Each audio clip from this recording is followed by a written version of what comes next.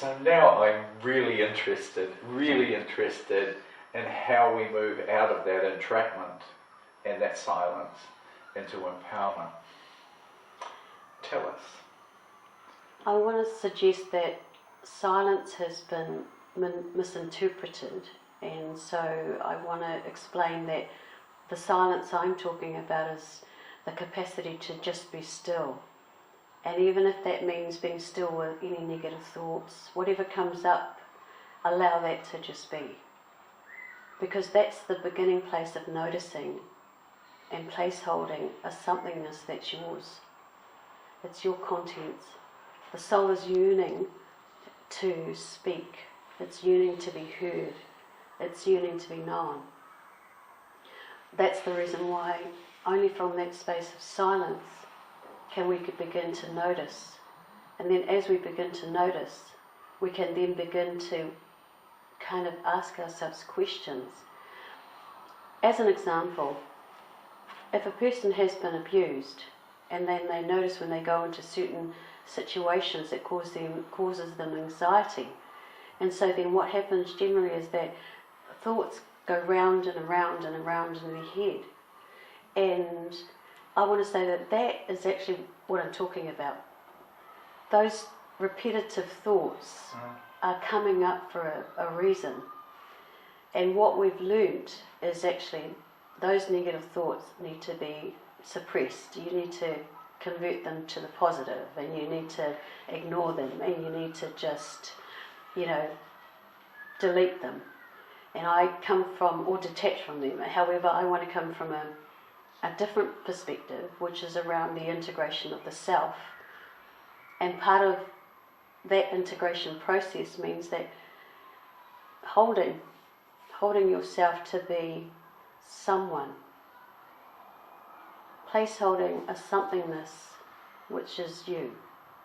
So for example, if you come up to a situation noticing that you're actually afraid, noticing that your amygdala, which is designed to keep you protected in times of danger, has been alerted or activated, so that you're going to go into one of generally 3 reactions: fight, flight, or freeze. That's really important, because if something's causing you to just want to go and fight someone, or someone's just talking to you, they're just asking you a question, and all of a sudden you just have a response that's just, you don't even know where it's coming from.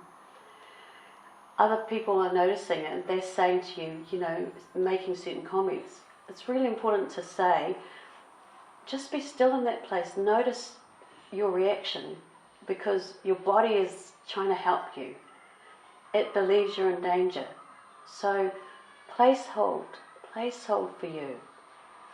Ask the question, are you in danger? Now some of us have been beaten, or if we've been abused, we won't feel anything. We will disconnect. So notice if you're disconnecting. Notice the somethingness, because it's there. Your body is trying to say something. Your body is a beautiful part of who you are. And so it's a library of resources. It's a library. It's trying to tell you what you can do from this space. So then if we think about that, if someone has activated something, and say for example you have these options: 1, I want to beat them up. That's the fight. Second thing, I want to run away. That's the flight. Third one, I can't do anything. I feel myself locked into fear. I just can't say anything. You see, you're noticing something that's happening. So then ask yourself, are you safe? And check. You might have to actually check that you are safe. You might have to soothe yourself to double check that you're safe. You might have to give yourself whatever you need in that space, but notice. That's vital, because once you notice that, then you can begin to ask the question, well, if I'm safe, or if I'm not safe, what do I need right now? And And what do I want in terms of the future?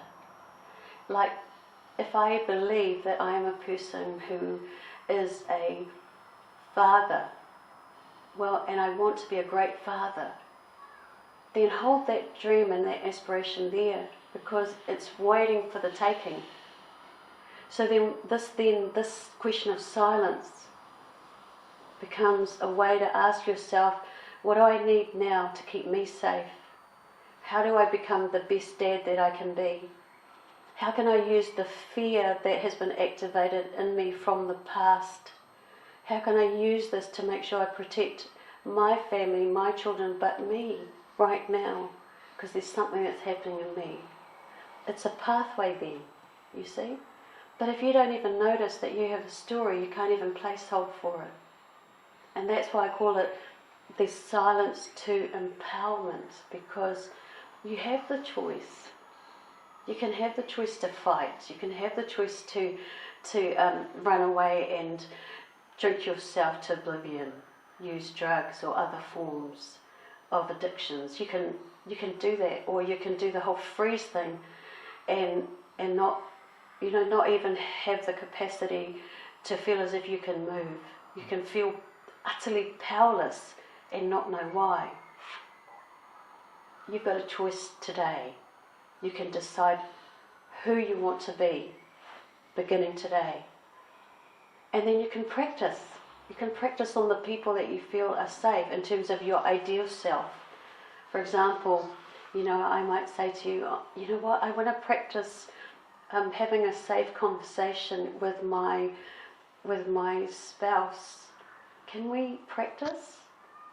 Because in terms of a normal life, normally we would practice and find ways to experiment, that we would know it's okay to make a mistake. We would know in the normal, growing process, making mistakes is very much a part of being human. But what's happening is that we've got this voice that's saying to us, no, you can't do that. It's designed to keep you small because you needed that. You don't need that. You don't need that same level of protection anymore. You're safe. Or if you don't feel safe, you can at least ask yourself questions to create the safety that you need. So that's my pathway to empowerment, using our silence. It's the greatest form we have. There'll only be one of us in the history of the world. Our greatest gift we can give is ourselves, our voice, and even our story of suffering. If it releases one other person to tell their story, it's the greatest gift that all of us can receive. We in the world will be the richer for every voice that's able to contribute to the bigger picture and the bigger story. That sounds wonderfully hopeful. So I'll just check in on that. It's about finding the silence, honouring what happens in the silence, identifying what you want from that place of your own being that you know better, and then stepping out of the silence, of the knowing, into trying things out and making requests. It's all of those things, and thank you for that checking of understanding. If silence has been the thing that has kept you locked and entrapped, I'm saying to you, use your silence now as the form of empowerment to release you. So you were kept entrapped by someone else for their reasons. You have good reasons why you continued to stay locked in that space. And I'm saying, does that reason still exist? Right. Use that reason to empower you to know that thing that happened, that abuse that happened, it was unacceptable, it was wrong. And you had no choice in that, but you have a choice today. You can reclaim yourself. And that's what's at stake. Act out of that new place. You can experiment to life and a new life from that space. You can do the things that you were never given the opportunity to do, which is to trust yourself, trust your voice, trust your opinion, trust your desires, your aspirations. You were never given that choice. You have that choice today.